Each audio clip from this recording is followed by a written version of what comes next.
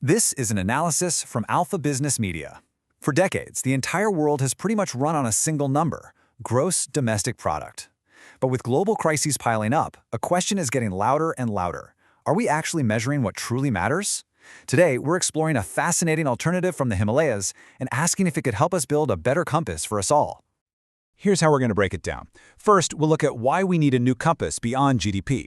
Then, we'll dive into Bhutan's gross national happiness blueprint and, importantly, its flaws. From there, we'll turn to Nepal as a new testing ground, lay out a practical path forward for them, and wrap up by asking if this whole approach could actually become a beacon for the world. For generations, GDP has really been the undisputed king of progress, right? It drives political decisions, it shapes entire national strategies, but there's a growing feeling around the world that it's just not enough.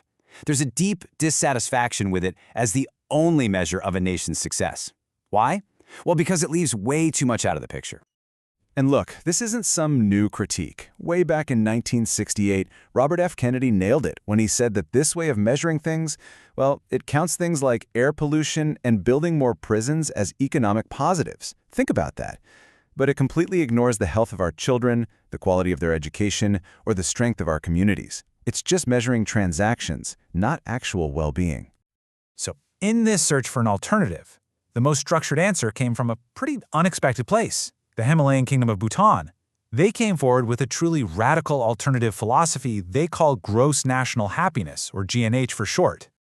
So what exactly is GNH? It was introduced by Bhutan's fourth king all the way back in 1972. And it's based on a simple but really profound idea that the true purpose of any government is the happiness of its people.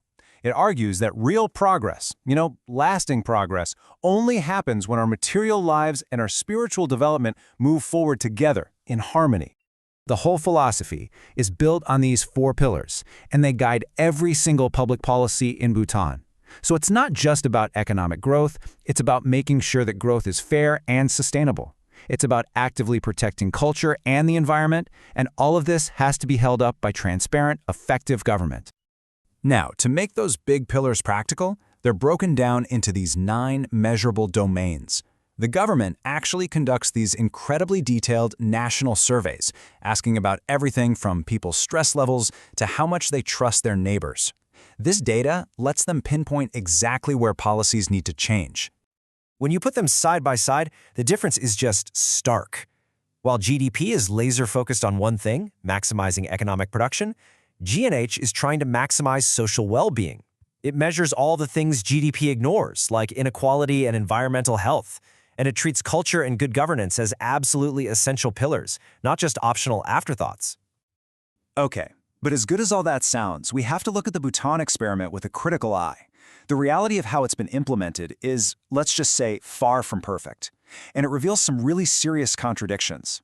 First, you have to recognize that GNH wasn't just some lofty philosophy. It was also a strategic masterstroke. I mean, for a small, vulnerable country sandwiched between giants like India and China, GNH created a unique global identity. It gave Bhutan this respected voice on the world stage, which in turn helped strengthen its own sovereignty. But there is a much darker story here. Behind this peaceful facade lies a terrible truth. In the 1990s, that GNH pillar of preserving culture was actually used as an ideological cover for the forced expulsion of over 100,000 ethnic Nepalese people, known as the Lhotshampa. For them, gross national happiness became, in their own words, gross national sorrow. So, the crucial lesson from Bhutan's experience is this. Any nation looking at GNH has to separate the universal principles from Bhutan's very specific and deeply flawed application. The goal has to be adapting the framework, not just copying the model. And that brings us to Nepal. As a young, incredibly diverse federal democracy that's grappling with some immense challenges, Nepal represents a much more complex and, frankly, a much more relevant testing ground for adapting these GNH principles for the rest of the world. I mean, look at what Nepal is up against. It's a daunting trifecta of interconnected challenges. Its economy is fragile, its society is still marked by these deep-rooted inequalities from the caste system, and it is right on the front lines of an escalating climate crisis. And the depth of these social fractures is it's stark. Even though the caste system was officially abolished decades ago, today, 42% of Dalits still live below the poverty line. This just goes to show you how systemic discrimination is still a massive barrier to national well-being. At the exact same time, a severe environmental crisis is unfolding in their backyard. The Himalayas are warming up at twice the global average. That threatens the water supply for literally billions of people and creates a genuine existential risk for the whole region. This isn't some distant threat. This is a here and now emergency. And if all that wasn't enough, Nepal is walking a geopolitical tightrope. You're stuck between India and China, and things like development aid and infrastructure projects often become tools in a great game for influence. For Nepal, forging an independent national path isn't just a nice idea, it's a strategic imperative for survival. So, given this incredibly complex reality, how could Nepal possibly forge its own path? Well, the goal isn't to start from scratch. It's about building a practical strategy that tailors the principles of GNH to the country's own unique challenges and its unique strengths. And what's really interesting is that Nepal's current national plan already aligns pretty well with GNH principles. It's already aiming for good governance, social justice, and prosperity. So the transition wouldn't really be a revolution. It would be more of a logical evolution, giving structure and a powerful story to a path the country is already trying to walk. A practical strategy could look something like this. Step 1. Build a real foundation of justice by truly enforcing those anti-discrimination laws. Step 2. Redefine what prosperity even means, focusing on sustainable sectors like high-value tourism and organic farming. Step 3. Leverage their incredible soft power, using their cultural heritage. And finally, Step 4. Build resilience with a coordinated national response to climate change.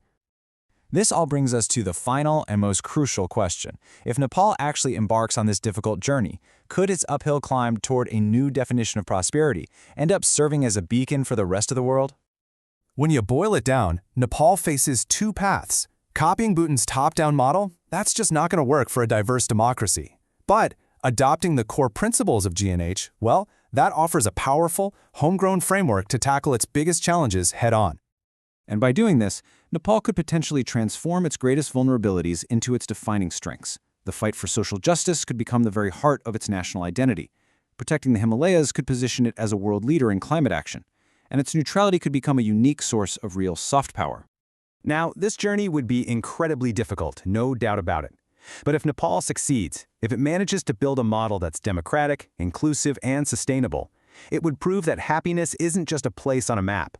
It's a path any nation can choose. And that really leaves us with the final question.